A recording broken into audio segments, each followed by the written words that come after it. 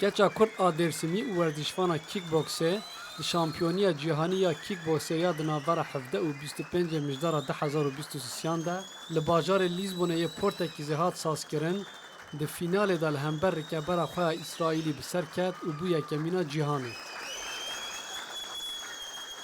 Erîvana ku madalya zêr wergirt, ji rûda wê re behsa serkeftina xwe kir.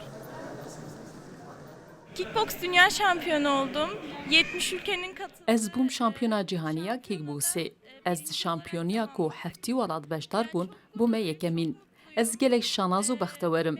Ez li ser navê bajarê xwe û ciwanên bajarê xwe jî keyfxweşim ku ji wan re bûme rol model. Ne düşünüyorsunuz kızınız? Kızım için kızım başarılı. Erîvan ji malbateke hejara û derfetên wê kêm in. Lê serkeftinên wê mezin in. Malbata wê jî tevî derfetên kêm piştgiriya keça xwe dikin û bi wê şanaz in. Her konuda yani. Hani tutum. Di her warî de tiştê ku dike serê xwe dike. O serkeftî û jê hatiye. İnşallah dê serkeftinên zêdetir bi dest xwe bibîne. Ez ji wê bawer dikim dikare bike.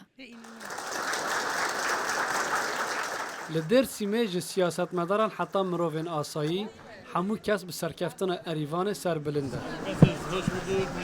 Ülkemize ve şehrimize... Birastî kupayeke hêja anî welat û bajarê me. Ev ne yekemîn serkeftina Erîvanê ye. Pêştir jî li ser asta Ewropa cîhanê û olimpiyatan serkeftin bi dest xistin. Em wê pîroz dikin. Erîvanê pêştir li ser asla Tirkiye jî di şampiyonan de bibû yekemîn û armanca wê ya nû şampiyoniya olimpiyata cîhanî ye.